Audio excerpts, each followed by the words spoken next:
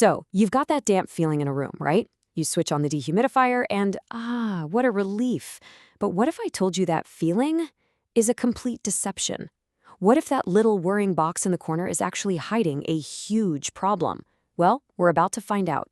Okay, let's just cut right to the chase. Here's the single most important thing you need to remember. A dehumidifier is a bucket. That's it. Yeah, it's a fancy electric bucket that makes some noise, but at the end of the day, it's just a bucket. It's fantastic for catching the drips from a leak, but it will never fix the hole in the roof that's causing them. So let's really lean into that bucket idea. All that water sloshing around inside your dehumidifier, that's not the problem. That's just the symptom. It's the evidence that something else, somewhere else, is wrong. That machine, it isn't a handyman. It's just a really, really efficient and, let's be honest, usually pretty noisy bucket. Now hold on, I'm not saying you should just toss your dehumidifier in the trash. Absolutely not. They can be incredibly useful tools, but only if you know what they're actually good for. They definitely have their place, but it's a very, very specific one. All right, so here's where these things are absolute rock stars. They are great for pulling moisture out of the air in a short-term crisis. You know, like after a pipe bursts or you have a small flood in the basement. You got to get that place dry and fast. Or maybe you're just trying to keep your windows from fogging up during a really cold week. For those situations, yeah, it's the perfect tool. But did you catch the key word in all of that? Temporary. And this is where we get to the core of the whole deception. Because for all the things they can do, there's a laundry list of serious underlying problems that a dehumidifier has absolutely zero power to fix. And these are the real issues we need to be talking about. Look at this. This really lays it all out, doesn't it? On one hand, the machine is working its tail off, catching the airborne moisture. That's the symptom. But on the other hand, it's completely, utterly ignoring the real problem, the building defects that are letting all that moisture get in the first place. So what are these building defects we're talking about? Well, it could be anything. A tiny, slow leak from a pipe hidden in a wall. Rainwater finding its way through a crack in the foundation. Even something as simple as a bathroom fan that doesn't actually vent outside. You see, these are physical problems with the house itself, and I promise you, no machine you plug into the wall is ever going to patch a hole or reseal a window. Okay, and here's where it gets, well, kind of dangerous, actually. Because just relying on that machine, it isn't just a waste of time.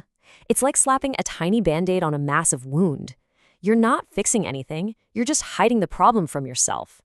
And that can be really, really bad for the health of your home. So what is the real danger? I mean, really think about it. If you're just catching the drips in the bucket, but you never fix the hole in the roof, what's happening to the rest of the house? What's going on where you can't see it? And boom, there it is. The room feels better. The air doesn't feel so heavy. That musty smell is gone. And you think, great, problem solved. But it's a false sense of security. You stop looking for the real problem. And meanwhile, that original leak, it's still there. It's silently soaking into the wood, into the drywall, causing rot, feeding mold, and doing serious expensive damage that you won't see until it's way too late. You know, there's actually a name for this phenomenon. It's called the masking effect. It's perfect, right? The dehumidifier makes the symptom go away, so it masks the real underlying cause. It's a bit like taking a bunch of painkillers for a toothache but never going to the dentist to fix the cavity. You feel better for a little while, but the problem is just getting worse and worse. Okay. Enough doom and gloom about the problem. Let's talk about the solution, because there is one. It's time to stop being a passive bucket emptier and become an active problem solver. Let's look at the smart way to deal with damp once and for all. It's actually a pretty simple 3-step strategy. Step 1, investigate. Put on your detective hat and find out where that water is really coming from. Step 2, use the dehumidifier, but use it tactically. After you've fixed the source, run the machine to help speed up the drying process. And then, step 3, this is the big one, monitor. Turn the machine off and watch. If that damp feeling doesn't come back, congratulations, you've actually won. So here's the bottom line. You have to use the machine as part of the plan, not as the plan. It's a tool in the toolbox, a really helpful one, for sure, but it's not the whole solution. The real plan, the only plan, is to find and fix that root cause. So I'll leave you with this final thought. If that dehumidifier in the corner has basically become a permanent piece of furniture, if it's running 24/7, day in and day out, That is your big flashing warning sign. It means the building is still winning. You haven't solved the problem. Remember, the goal isn't just to keep emptying the bucket forever. The goal is to fix the leak so you can put the bucket away for good.